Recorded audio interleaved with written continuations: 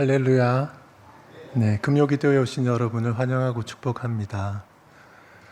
이렇게 새롭게 바뀐 본당에 서서 이렇게 보니까 너무 좋습니다. 네, 저는 오늘 여러분과 함께 성경에서 가장 강한 그 논조의 책망이 나오는 부분을 다루어 보려고 합니다. 하나님이 제사장들 얼굴에 똥칠을 하겠다, 이렇게 할 정도로 진노하시는 장면이 나옵니다. 하나님이 도대체 왜 이렇게까지 진노하시는 것일까요? 말라기 선지자는 이스라엘 백성들이 하나님을 만만하게 여겼다고, 하나님을 두려워하지 않았다고 고발하며 경고합니다. 무슨 일이 있었을까요? 말라기서는 구약 성경의 제일 마지막에 있습니다. 그리고 말라기서가 구약 시대에 계시된 마지막 성경이고 그 이후로 계시가 중단되었습니다. 우리가 알고 있는 신약의 성경들이 쓰여지기까지 한 400년 동안 이스라엘 민족에게 계시가 없었던 기간이 있습니다. 일종의 암흑기라고 할 수 있는데, 구약 시대의 그 마지막 부분, 이스라엘의 영적인 상태가 다윗 왕국 때, 솔로몬 왕국 때 성전을 세우고 할 때 절정에 이르렀다가 이렇게 추락하잖아요. 쭉 추락해서 바벨론에 멸망하죠. 네. 그리고 나서 바벨론 포로 기간 한 50여 년 지나고 나서 돌아와서 그 예루살렘에 새롭게 성전도 세우고 성벽도 중건하고 이렇게 하는데, 그런 시기입니다. BC 586년에 이스라엘이 바벨론에 멸망당했죠. 사람들이 포로로 끌려가면서 이스라엘은 아주 비참한 신세가 되었습니다. 성전을 건축하면서 그 근방에서 볼 수 없을 정도로 최고의 영광을 맛보았던 나라였는데 다 무너졌습니다. 다윗과 솔로몬 시대의 영광을 이제는 도무지 상상도 할 수 없는 그런 세상이 되었습니다. 저는 그 코로나 팬데믹을 겪으면서 우리 한국교회가 급격하게 기울었다, 이런 생각을 하고 있습니다. 물론 코로나만의 문제는 아닙니다. 코로나 팬데믹 전부터 쌓여온 여러 가지 이슈들이 있습니다. 나쁜 악습과 구태가 쌓여 있었는데 그게 코로나 팬데믹을 거치면서 터져 나왔고 세상이 교회를 마음껏 조롱하고 멸시하는 그런 상황이 되었습니다. 과거 우리가 젊은 시절에 경험했던 그런 교회의 모습은 이제 찾기가 어려워졌습니다.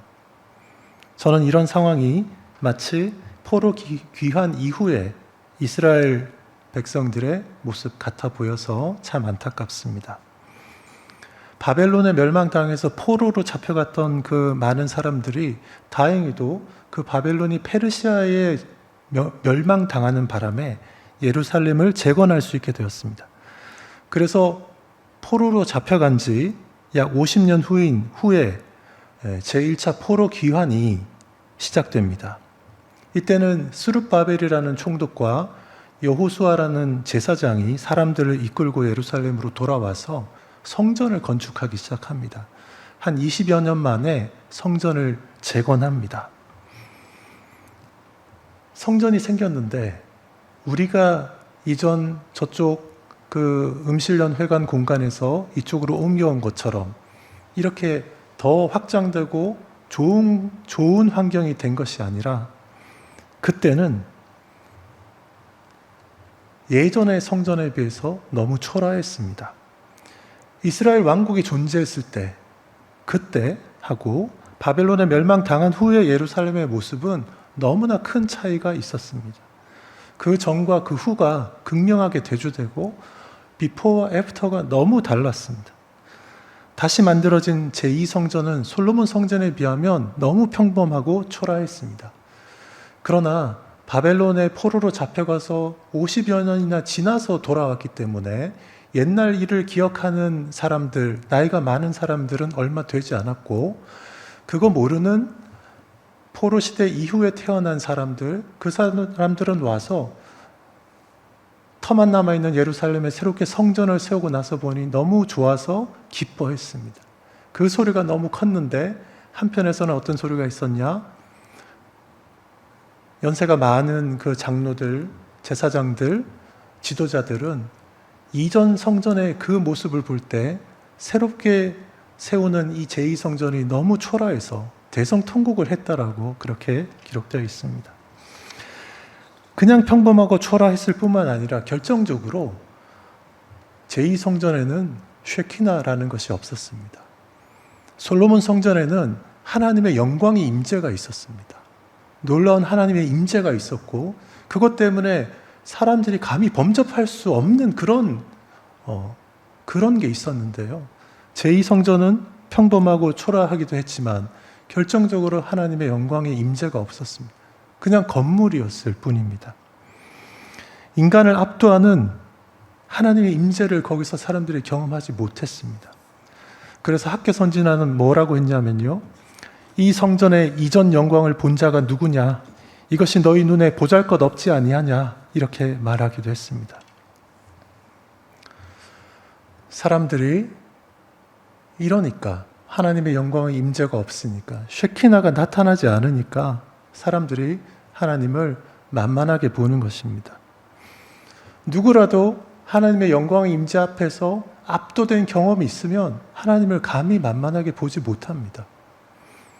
성전 재건 후에 이 제2성전에는 쉐키나가 없었습니다. 형식상 성전은 있었지만 이스라엘의 영적인 침체는 너무나 심각했고 성전이 건축되긴 했지만 신앙의 개혁은 일어나지 않았고 예전과 같은 어떤 정치적인 체계도 갖추지 못했습니다. 성전 재건 후에 에스라 주도로 2차 포로 기환이 있었고요.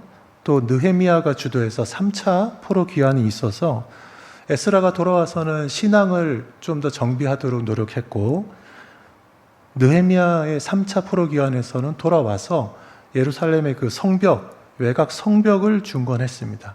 그래서 느헤미야까지 와서 이렇게 작업을 하고 나니까 이제 성전도 만들어졌고 예루살렘 성벽도 그리고 성문도 정비가 되어서 이제 하나의 도시, 작은 도시 국가를 이룰 수 있게 되었습니다. 하지만 과거에 다윗이 만들었던 그 이스라엘 왕국 그리고 남유다 왕국과 비교하면 현저한 차이가 있었습니다.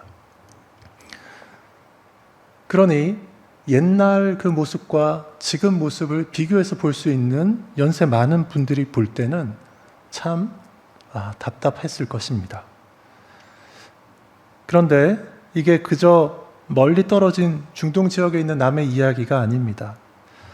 저는 70년대, 80년대, 90년대에 우리 한국 교회에 있었던 하나님의 영광의 임재가 이제는 너무 약해졌다고 생각이 됩니다. 하나님의 그 영광의 임재가 너무 희소합니다.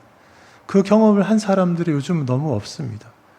그래서 최근에도 제가 어떤 그 교육 과정을 이렇게 하면서 거기에 들어와 있는 어떤 젊은 청년 자매가 자기가 어떤 것을 경험했는데 그 현상이 무엇인지 자기 교회에서 설명을 들을 수가 없어서 궁금함을 가지고 와서 이렇게 같이 있는 데서 질문하고 답을 했습니다. 제가 보니까 그건 간혹가다 나타나죠. 개인적으로 하나님의 영광의 임재를 경험하는, 개인적으로 하나님이 강하게 만나주실 때 체험하는 것들을 경험하고 그런데 그런 청년들을 요즘 만나기가 너무너무 어렵습니다. 너무 희소합니다. 여기 계시는 분들 아마 그런 경험들이 아마 많으실 텐데요. 저도 청년 때 저희 교회 청년부 전체가 집단적으로 그런 경험을 했었기 때문에 그게 전혀 이상하지가 않고 그게 어떤 의미가 있는지, 그리고 그런 경험을 하면 하나님에 대해서 얼마나 이 사랑하는 마음이 커지는지, 하나님에 대해서 아는 그 지식이 얼마나 진보가 급속하게 일어나는지, 이런 걸 우리가 알고 있습니다.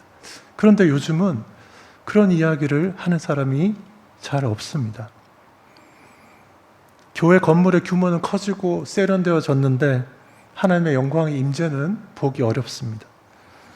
하나님의 강력한 임재를 개인적으로 체험한 사람들을 만나기가 너무 어렵습니다. 사회에서는 교회를 문제 집단으로 보는 경향이 커졌습니다. 목회자는 사회에서 멸시와 천대를 받습니다.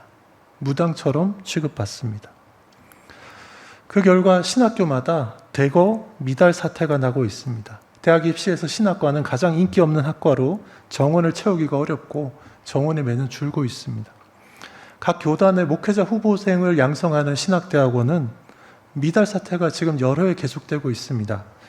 신학대학원 중에서 우리 합동교단의 신학교가 가장 큰데요. 총신대학교 신학대학원도 원서만 내면 합격하는 상황입니다. 이게 무엇을 의미하는지 아십니까? 신학을 공부하기에 사실상 역량이 안 되는데도 불구하고 원서를 내면 그냥 합격해서 다니게 되고요. 그래서 교수님들이 학생들이 신학 수업을 제대로 소화하지 못한다. 그런데 그렇다고 F를 줘서 제적시킬 수는 없어서 그냥 졸업은 시킵니다. 이렇게 가면 결과는 자명합니다. 목회자로서의 역량을 제대로 갖추지 못한 채 형식적인 단계를 거쳐서 목사로 안수받고 현장에 투입되면 이 교회가 쇠퇴하고 약해지는 것은 더욱 가속화될 것입니다. 오늘 우리는 말라기 2장의 말씀을 통해서 하나님께서 제사장들에게 얼마나 강한 어조로 말씀하시는지를 보게 됩니다. 말라기서 2장 1절 너희 제사장들아 이제 너희에게 이같이 명령하노라 이렇게 말씀하십니다. 말라기서는 기본적으로 1장부터 4장까지 전부가 꾸짖는 거잖아요. 굉장히 부담스러운 그런 성경입니다. 하나님이 왜 이렇게 강하게 말씀하셨을까요? 오늘 2장을 저희는 보는데 1장에서부터 하나님이 벌써 선지자를 통해서 막 책망을 하고 있습니다. 제사장들에게 심각한 문제가 있었기 때문입니다. 그것도 사소한 문제가 아니었어요. 말라기 선지자는 오늘은 2장인데 그 앞에 1장에서도 제사장과 백성들의 죄를 몇 가지 구체적으로 지적했습니다. 거기 나와 있는 거 약간 요약하면 첫 번째, 이스라엘 백성들이 하나님의 이름을 멸시하고 공경하지 않았다. 두 번째, 제단에 더러운 떡을 드리고 여호와의 식탁은 경멸히 여겨야 한다. 이렇게 또 말했다고 하고 세 번째로 눈먼 희생제물, 저는 것, 병든 것을 드렸다. 이렇게 책망합니다. 제사장이 이런 거 하면 안 되잖아요. 백성들도 이런 거 가져오면 안 되지 않습니까? 그런데 제사장과 백성들이 다 마음이 맞았기 때문에 병든 것, 저는 것, 눈먼 희생제물, 흠이 있는 걸 가져와도 그걸 그냥 제단에 드리도록 그렇게 제사장들이 했다라는 거예요. 제사장들이 잘못된 거죠. 거기에 부합한 성도들도 잘못입니다. 도대체 얼마나 하나님을 만만히 여겼으면 이렇게 했겠습니까?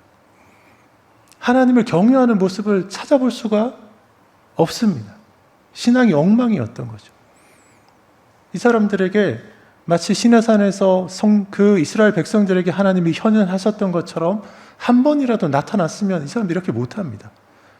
그런데 이 사람들은 그런 경험이 없는 거예요. 하나님 임재가 없었던 겁니다. 그런 상황에서 옛날에 우리가 하나님을 섬겼다라는 그런 기록은 있고 역사는 있고 문화는 있으니까 그런가 보다 하면서 하는데 이렇게 흠이 있는 걸 드려도 저주를 받거나 하는 일도 없으니 뭐 이렇게 해도 하나님이 어쩌지 못하네 이러면서 그냥 만연히 하나님을 만만히 여기고 이렇게 하고 있었던 거죠. 신앙이 엉망이었던 것입니다. 이런 문제에 대해서 선지자는 2장에서 특히 제사장들에게 그 책임을 묻습니다. 제사장들에게 큰 책임이 있습니다. 신약시대에는 제사장들의 그 역할이 목회자들로 이렇게 바뀌어 있습니다.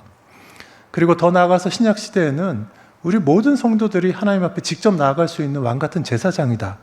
이렇게도 우리가 이야기를 합니다.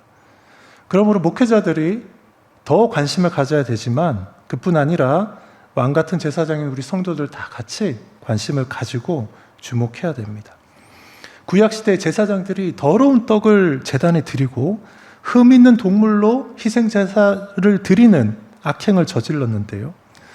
근데 여러분, 요즘은 어떻습니까? 요즘은 떡이나 동물이 아니라 대부분 돈으로 드리잖아요. 그러니까 더 어려워졌습니다. 흠이 있는지 이게 더러운 것인지 판단하기가 어렵습니다. 그래서 그냥 다 모아서 드립니다. 예배를 인도하고 설교를 하는 목회자가 가짜 하기로 자격을 갖추고 남의 설교를 그대로 베껴서 하다가 설교 표지를 발각되었어도 사임하지도 않고 버티는 상황이 그냥 뻔히 일어나고 있습니다. 하나님이 그렇게 만만합니까? 아버지가 담임하던 교회, 또 장인어른이 담임하던 큰 교회를 세습한 후에 그런 교회들이 꽤 있습니다. 열심히 이미지 세탁을 위해서 노력하는 목사들이 많습니다. 그런데 이런 교회들은 규모가 있고 재력도 있으니까요, 돈을 많이 풉니다. 사업을 하면서. 돈이 필요한 다른 목사들과 교인들이 그쪽에 붙어서 일을 합니다. 교계에서 나름 깨끗하다고 하고 무슨 이런 개혁적이라고 하면서 뭐 이렇게 문제들을 비판하고 하던 사람도 언젠가는 보니까 거기 돈 나오는 세습교회에 가가지고 열심히 일을 하고 있더라고요. 하나님이 그렇게 만만합니까? 저는 빌 황이라는 한국계 미국인 금융투자자가 있는데 그 사람을 보면 참 안타깝습니다. 빌 황이라는 이 사람은 미국에서 아주 큰 돈을 굴렸던 헤지펀드 투자자입니다. 그런데 돈을 굴리면서 불법적인 행위를 했습니다. 과거에 2012년에도 내부자 정보를 이용해서 주식을 거래한 혐의로 미국에서 4,400만 달러, 약 우리 돈 615억 원의 벌금형을 받았습니다.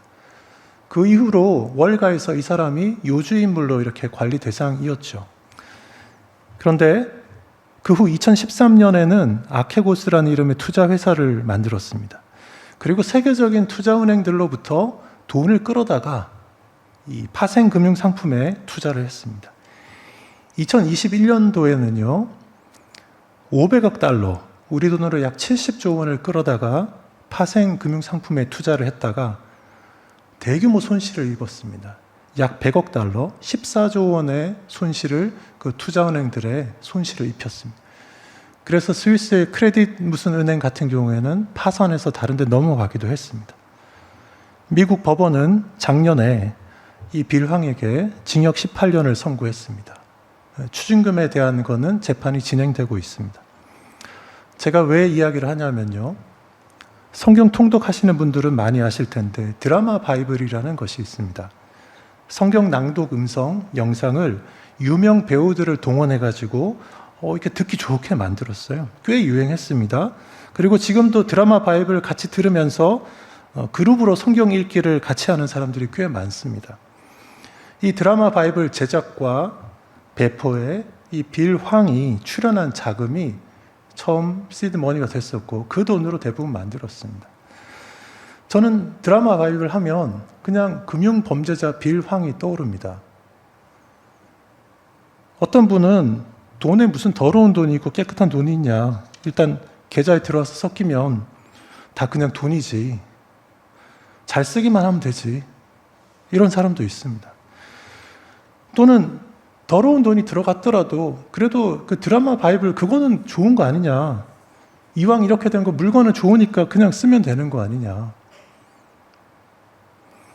그렇게 생각할지도 모르겠습니다. 여러분 그렇습니까? 하나님이 그렇게 만만합니까? 저는 더러운 떡, 흠 있는 희생 제물이다 이렇게 생각합니다. 제사장들에게 하나님은 더러운 떡, 흠 있는 제물 바치지 말라고 하셨습니다. 흠 있는 제물이라도 고기 구워 놓으니까 맛있어요. 그러면 되는 거 아닙니까? 하나님이 그렇게 만만하지 않습니다. 그런데 사람들은 그건 더러운 것도 아니고 흠 있는 것도 아니라고 말합니다. 그러면서 빌 황이 출연한 그 재단에서 돈을 좀 받으려고 줄을 섭니다. 저는 이런 모습이 정당하다고 생각하지 않습니다. 2절을 다시 보십시오.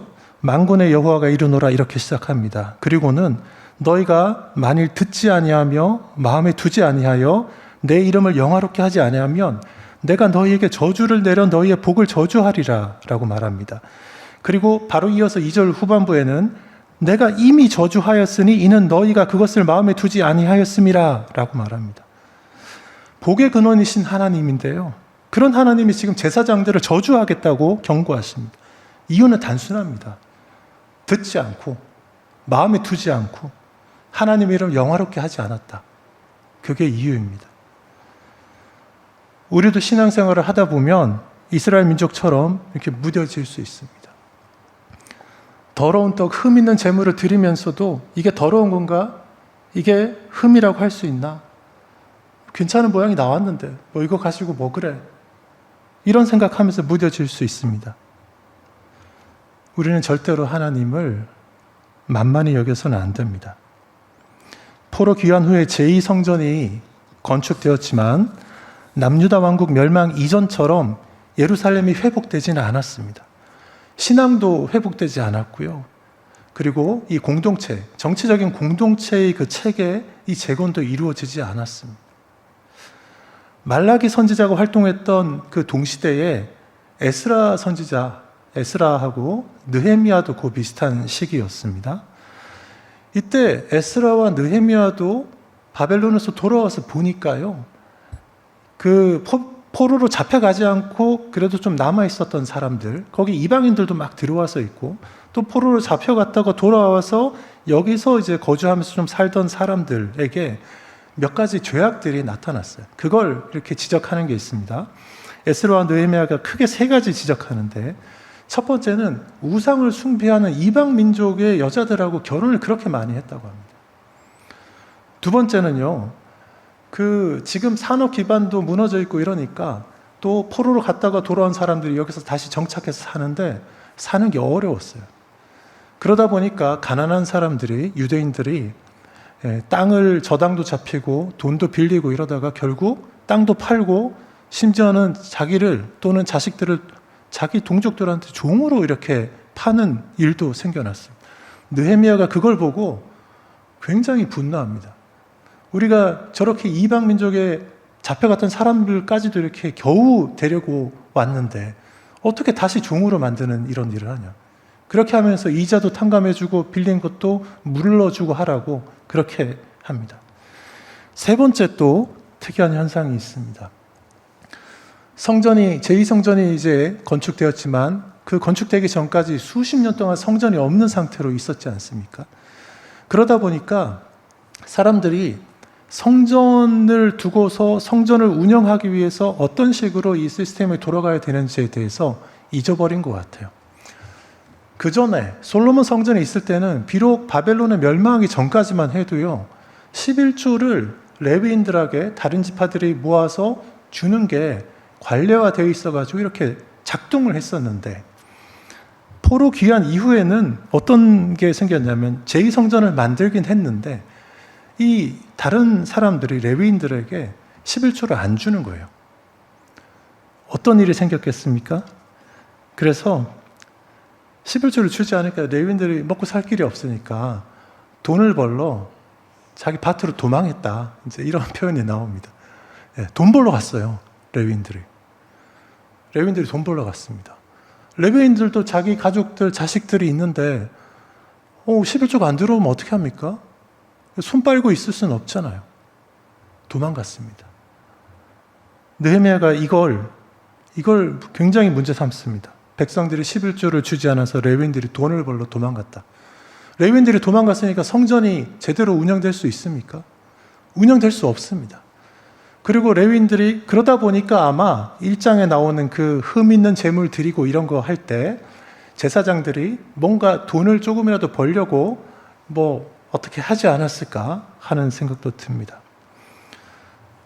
에스라와 느헤미야가 그런 죄악들을 지적하는데 말라기 선지자도 이 4장에 걸친 말라기서에 보면 에스라, 느헤미야와 유사하게 이스라엘 백성들 잘못을 책망합니다.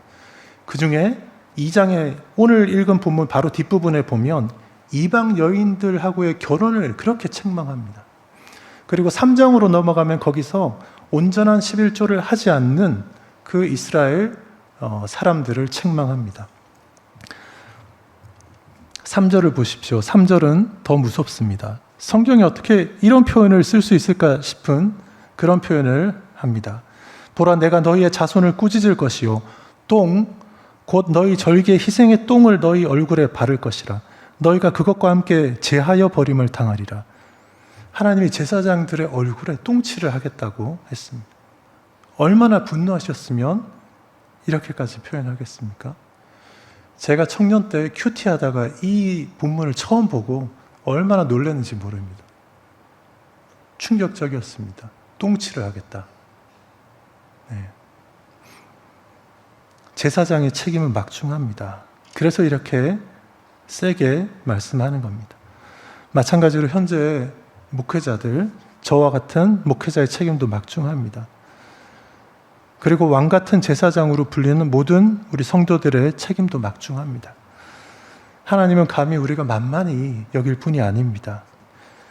하나님은 4절에서 이렇게 명령한 이유를 말씀합니다.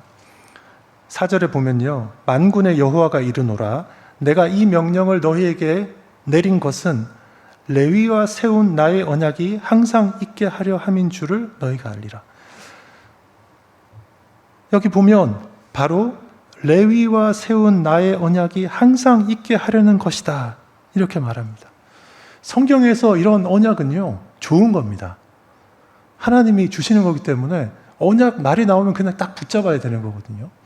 레위에게 주신 언약, 레위 언약이라고 하는 겁니다. 그렇다면 이제 질문이 생깁니다. 레위와 맺은 언약은 그럼 뭐지? 우리가 언약에 대해서 여러 가지 많이 들었어요. 아브라함 언약, 다윗 언약, 많이 들었습니다. 그런데 레위와 맺은 언약이 있다. 이건 또 뭘까요? 5절에서 말라기 선지자는 이 언약에 대해서 부가적으로 설명합니다. 레위와 세운 나의 언약은 생명과 평강의 언약이라. 생명과 평강의 언약이니까 뭔가 좋은 거지 않습니까? 이 언약은 단지 제사장 직분만 주는 게 아니라 하나님의 생명과 평강을 주시는 것이다. 그 대신에 요구되는 것은 하나님을 경외하고 그의 이름을 두려워하는 것입니다. 이것이 바로 하나님을 만만히 여기지 않는 태도입니다. 6절에 보면요, 그의 입에는 진리의 법이 있었고 그의 입술에는 불의함이 없었으며, 여기 그는 제사장입니다. 그가 화평함과 정직함으로 나와 동행하며 많은 사람을 돌이켜 죄악에서 떠나게 하였느니라. 레위인은요, 그 언약에 따라서 입에 진리의 법을 두었고 입술에 불의가 없었고 하나님과 동행하는 가운데 많은 사람을 죄에서 돌이키는 역할을 했습니다. 이 레위 언약은 기원이 어디로 가냐 하면 출애굽 시대로 올라갑니다. 출애굽한 백성들이 광야 생활을 하면서 여러 번 또 넘어지는데, 그 중에 한 번 민수기 25장에 보면 이스라엘 민족이 모압과 미디안의 그 여러 이방 여인들과 이 음행을 하는 그런 일이 있습니다. 그때 하나님이 굉장히 진노하셔가지고요, 연병이 퍼지도록 했습니다. 그래서 24,000명이 사망했습니다. 그런 상황을 보면서 우상 숭배하는 이방 민족하고의 그 결혼 또는 이 행음하는 거를 극도로 하나님이 싫어하신다라는 거를 잘 알고 있던 누구요? 비느하스. 네. 아론의 손자 엘라살의 아들 비느하스가 이 상황을 보고 격분해서 이방 여자와 음행하는 시므리라는 남자와 그리고 그 남자가 데려온 이방 여인 고스비를 죽입니다. 민수기 25장 12절 13절에 보면 하나님이 이 비느하스에 대해서 이렇게 말합니다. 내가 그에게 내 평화의 언약을 주리니 그와 그의 후손에게 영원한 제사장 직분의 언약이라. 그가 그의 하나님을 위하여 질투하여 이스라엘 자손을 속죄하였음이니라 고 되어 있습니다. 하나님이 레위인에게, 특히 비느하스와 그의 자손들에게, 비느하스가 하나님의 그 마음을 가지고서 격분해서 음행하는 시므리와 이방 여인 고스비를 죽인 것을 마치 속죄로 받아들이고 그 연병이 퍼지는 것도 중단시켜 주시고 이스라엘이 더 이상 죽지 않도록 그렇게 했습니다. 그리고 모세가 죽기 직전에 지파별로 축복하는 곳을 보면요, 신명기 33장에 보면 나오는데 레위에게 이렇게 축복하면서 주의 법도를 야곱에게, 주의 율법을 이스라엘에게 가르치며 주 앞에 분향하고 온전한 번제를 주의 제단 위에 드리리로다. 이건 레위 지파의 그 직분, 역할을 이야기하는 것입니다. 그리고 그것에 대한 대가, 복으로 그의 재산을 풍족하게 하고 그의 손의 일을 받으시고 그를 대적하여 일어나는 자와 미워하는 자의 허리를 꺾으사 다시 일어나지 못하게 하옵소서. 이렇게 하나님의 복이 레위 지파에게 임하도록 모세가 축복했습니다. 제사장의 역할은 백성들이 하나님을 바르게 섬기도록 지도하는 것입니다. 그렇게 하면 그의 재산을 풍족하게 해주겠고 그의 손의 일을 무엇을 하든지 그걸 잘했다고 받아줄 것이고 그를 대적하는 자와 미워하는 자의 허리를 꺾는 복이 있을 것이다. 이것이 하나님을 올바로 섬기며 받게 되는 생명과 평강이고 레위 언약의 그 내용입니다. 하나님은 말라기 선지자를 통해서 레위 언약의 영광스러움을 다시 한번 강조하면서 그 언약을 붙잡을 것을 촉구하고 있습니다. 레위가 세운 언약을 붙잡기 위해서 필요한 우리의 기본 자세는 바로 이겁니다.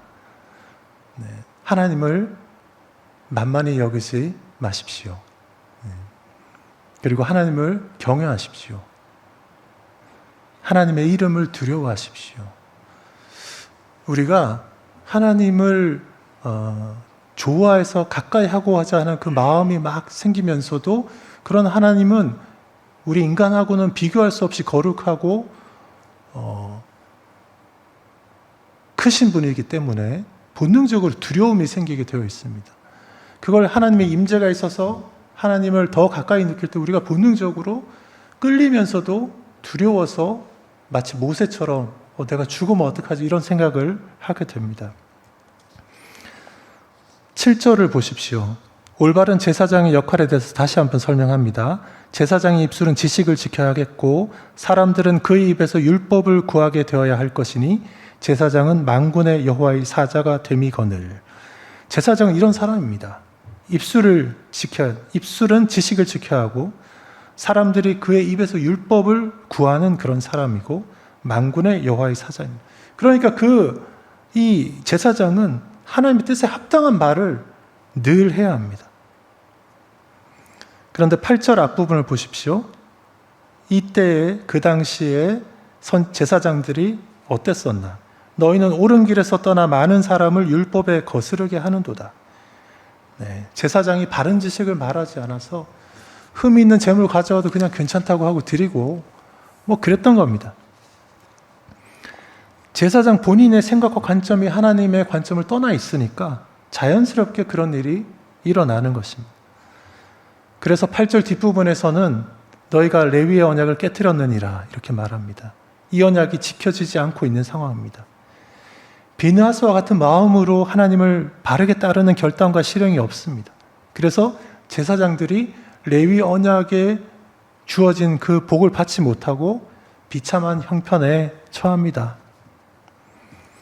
말라기 선지자는 9절에서 다시 말합니다. 너희가 내 길을 지키지 아니고 율법을 행할 때 사람에게 치우치게 하였으므로 나도 너희로 하여금 모든 백성 앞에서 멸시와 천대를 당하게 하였느니라 하시니라. 제사장들이 자기 할 어떤 역할을 제대로 하지 않기 때문에 그냥 그렇게 멸시와 천대를 받게 된다라는 것이죠. 제사장들에게는 올바른 것을 지켜야 되는 그 막중한 책임이 있습니다. 지금 목회자들에게도 마찬가지입니다.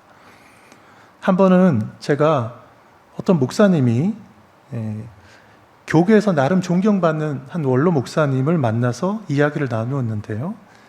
그분이 이제 어떤 큰 교회를 담임하다가 심각한 문제를 일으켜서 사직한 목사님 이야기를 하면서 교회가 그 사건이 바깥으로 드러나지 않게 내부적으로 참 잘 처리했다. 이렇게 말을 했다라는 거를 제가 들었습니다. 제가 이제 그 목사님한테 아니 그 원로 목사님이 어떻게 그런 말을 할 수가 있어요? 제가 그렇게 얘기했습니다. 심각한 사안이면 정당하게 치리를 하고 공개를 해서 그 사람이 다른 데서 또 문제를 일으키지 않도록 해야지 교회가 내부적으로 자기들끼리 덮어버린 게 뭐 잘한 거냐고 제가 그렇게 대놓고 얘기했어요. 시골의 제 고향 교회는요 작은 교회인데 한국의 대표적인 대형 교회 중에 한 군데에서 부목사로 사역하던 분이 그 교회에서 사고를 치고 사임하고 나왔어요. 치리를 했어야 되는데 그냥 내보내기만 했어요. 그러니까 이분이 북미 지역에 가서 거기서 몇 년 있으면서 한인교회에서 목회를 좀 이렇게 했어요. 드러나지 않으니까 그런 잘못이 있는 사람이 가서 그냥 또 한 거예요. 그리고 그 북미 지역의 어느 교회에 있던 사람을 제 고향 교회에서 청빙해서 왔어요. 이 사람의 잘못을 파악이 안 되니까요. 그런데 좋을 줄 알고 청빙했는데 문제를 일으키고 갈등이 커지고 그래서 결국은 이제 나오게 되었습니다. 많은 돈을 가지고 나갔어요. 그 과정에서 알아보니까 그 한국의 그 대표적인 대형 교회 중에 한 군데에서 사고 쳤던 거예요. 그 사고를 계속 치고 다니는데 그걸 제대로 다루지 않아가지고 저희 고향 교회가 피해를 입었던 거예요. 그렇게 중대한 악행을 교회에서 이렇게 우리끼리 덮어주는 게 그게 무슨 미덕입니까? 제사장의 입술은 이 참된 것을 지켜야 됩니다. 교계의 원로라고 하는 그런 분이 유명 목사가 심각한 사고 친 사건을 교회가 내부적으로 잘 덮었다고, 그래서 사회적으로 시끄럽게 되지 않았다고, 잘했다고 하는 것이 이게 뭡니까?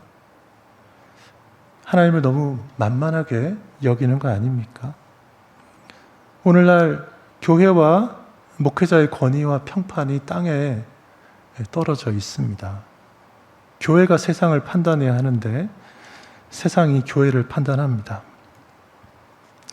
목회자들은 하나님의 뜻을 따르면서 철저하게 온전한 지식을 가르쳐야 했습니다. 그런데 목회자 자신부터 거짓의 사람이고 세상 사조와 타협했는데 어떻게 백성들을 올바르게 이끌 수 있겠습니까? 목회자들이 먼저 기준을 높이고 하나님 앞에 올바르게 서도록 노력해야 하겠습니다. 다른 한편으로는요, 성도들이 해야 되는 또 역할이 있습니다. 레위인에게 11조를 주어야 했던 레위인 아닌 다른 사람들의 역할이 중요했습니다. 제2성전이 제대로 돌아가지 않았던 거는요, 느헤미야가 이야기했듯이 레위인들이 먹고 살기 어려서 도망갔기 때문이에요.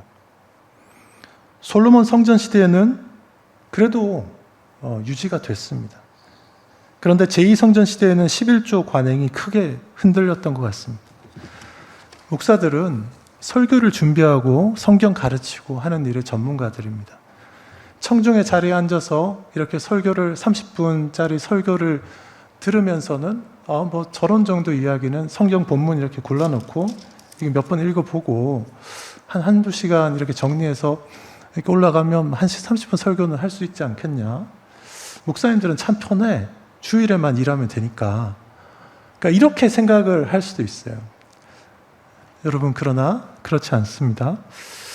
제가 이제 신학교에서 공부할 때 우리가 설교 한 편을 준비하는데 기본적으로 20시간을 사용하도록 그렇게 배웁니다. 20시간. 여러분, 우리가 좋은 설교를 듣기 원한다면 이렇게 해야 됩니다. 그런데 요즘 이제 교회에서 지금도 그렇습니다. 충분한 사례비를 받지 못해서 돈을 벌러 나가야 하는 목회자가 많습니다. 제가 아는 어느 목사님은 이제 자기 건물도 있는 교회에 청빙을 받아서 담임 목사로 가셨는데요. 아이들도 둘인가 있고 중고등학생 되고 이런데 생활비가 꽤 많이 들잖아요. 그런데 교회에서 사례비를 너무 적게 주는 거예요. 이분이 도저히 그걸 감당을 할 수가 없어가지고 교회를 사임하고 나와서 편의점을 운영하면서 생활하면서 이제 소수의 사람들을 모아서 이렇게 예배 드리고 그리고 있었습니다. 안타까운 일입니다. 교회는 목회자들이 목회에 전념할 수 있도록 재정적인 지원을 충분히 해줘야 됩니다. 10가정이 11조, 온전한 11조 들으면 목회자 한 가정을 세울 수 있습니다. 그런데 포로 귀환 시대는 이게 무너져 있었어요. 경제적 문제가 해결되지 않은 레위인들한테 그럼에도 불구하고 무조건적으로 해라. 그렇게 할 수 있는 사람도 혹 있겠지만 다 그렇게 할 수 있지 않습니다. 그들도 사람이고 자식이 있고 부모가 있습니다. 11조로 재정 지원을 해주어야지 레위인들이 성전 봉사에 전념할 수 있고, 그래야 제사장들의 입술에서 바른 지식의 말씀이 선포될 수 있습니다. 그래야지 목회자가 성경을 충분히 연구하고, 그래야지 목회자가 세상을 향해서 옳다 그르다를 담대하게 판단하고 시정을 촉구할 수 있습니다. 레위가 세운 이 언약은 우리 모두가 함께 지켜가야 하는 것입니다. 말씀을 맺습니다. 세상이 어렵습니다. 살기도 팍팍합니다. 포로 귀환 후에 이스라엘 민족이 딱 그랬습니다. 그런데 그런 이유로 그들은 하나님을 만만하게 여겼습니다. 11조를 제대로 하지 않았습니다. 우상 숭배하는 이방 여자들을 데려와 결혼도 많이 했습니다. 레위인들이 성전 봉사를 팽개치고 돈 벌러 나갔습니다. 제사장들의 성전 봉사도 엉망이 되었습니다. 그런데 하나님은 이런 거 정말 싫어하십니다.